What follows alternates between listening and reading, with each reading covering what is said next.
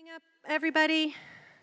Got a new face up here. I'm Desiree. I haven't given the announcements before, but I don't know if any of you noticed the canopy out there. I'm going to mention that in just a minute. But first of all, I want to talk about the married couples Valentine's dinner that happened last night. Those of you that went, I know you had a good time. Pastor Jeremy said it was great. And if you didn't go, you might consider signing up for some of the couples and other events that we have here at the church. It's great for everybody to get to know each other, good fellowship.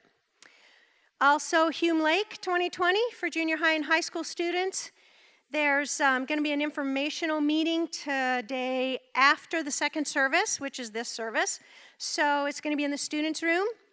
If you can't make it, you can sign up still online at 412murrieta.com, or if you haven't already downloaded the church app, you can do it there as well.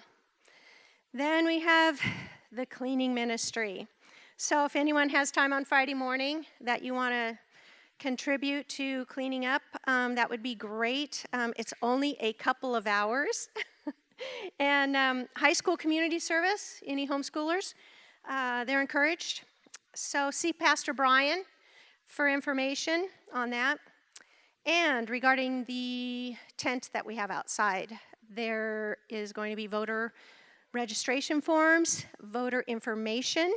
So anybody who has their ballots and they're not sure exactly how they're going to vote, if they don't know anything about Prop 13, that measure that's on the ballot, and the candidates, if you want to know who the biblical voters are, or the biblical candidates are, come and see us there, or you can always bring your ballot next week as well, and we'll help you fill it out.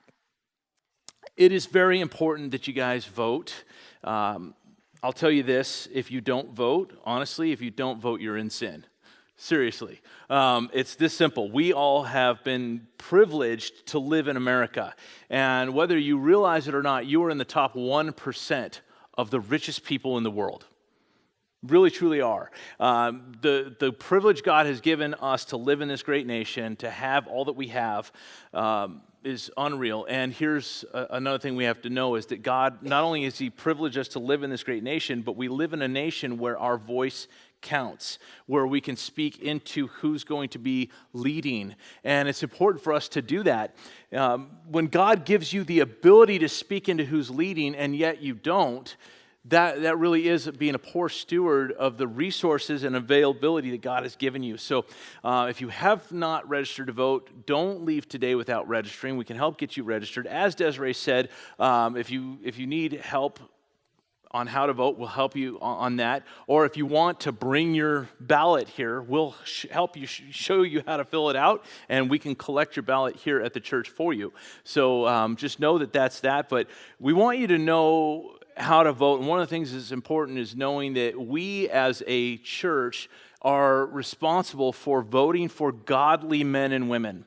We are responsible to make sure that when we vote somebody into office, they are going to represent us as a church, which means they have to know the Word of God. They have to trust the Word of God. They have to be living out the Word of God to the best of their ability, just like we have to. And I really want to be one of those people that helps you along that process. And so a while back, I was introduced to a man named Jeremy Smith. Jeremy Smith is running for the Assembly District 67. For those of you who don't know, that's Melissa Melendez's seat, but Melissa Melendez is running for the Senate seat that Jeff Stone was in. Jeff Stone has taken a job with the Trump administration. He's moved on. The Senate seat's open. Melissa's running for that. You guys have seen Melissa Melendez. We brought her out before. And so that seat, she's run for that. Her seat's open. And there are 4 Republican candidates running for that seat, which means March 3rd is going to determine which one of those 4 gets to run against the Democrat. That being said, we as a church, we have an opportunity to vote for who that one Republican will be. And out of those 4 Republicans, I'll tell you, the one that I have the most confidence in is Jeremy Smith, and I'll tell you why. Number one is I've gotten a chance to get to know him and interview him, and he is a man who wants to stand for biblical truth, and that's important to us as believers. Another thing that really means a lot to me, and you guys have been coming here for any length of time, you know this, is Senator Mike Morrell. A man that I love tremendously. I think he's a great man. We've brought him here to the church several times. You guys have gotten a chance to hear him. This is a man who, yes, he's a politician, but he's not your typical politician. He's the type of politician you wish every politician would be, because the Word of God is so deeply embedded in his heart that it just naturally flows from him. Well, Mike Morrell, what he did was he mentored this young man, Jeremy Smith. And so that to me was just huge. And so I asked Jeremy to come here today. I told him we'd give him just a couple of minutes to introduce himself, and then he'll be outside afterwards if you guys want to go talk to him. So please help me welcome up Jeremy Smith. Thank you, Pastor. How's everyone doing today? We doing good? We excited to be here? Name's Jeremy Smith, running for assembly, and I got a question for you folks. Who here believes that if you're called to lead, you need to step up and do it? Show of hands, right? It is important that we do that, and that is exactly why I am here this morning and running for state assembly, because as a man of faith, I believe we need to step up and do what is right. I believe that government needs to get back to business, but before we do that, we need to get back to prayer. My name is Jeremy Smith. I was born and raised in the city of Hemet, graduated from California Baptist University, where I got my master's degree in public administration. I went to Vanguard before that, where I minored in theology and communication, and I'm a brother on fire for God. And that is why I'm running for state assembly. I'm a city council member in the city of Canyon Lake. I love local government. I love what you can do at that level. But for me, I see Sacramento is under attack. I think that we are dealing with some serious moral issues in Sacramento, and we need more men and women who are willing to stand up and start their day with prayer to serve in Sacramento. Would you agree with me?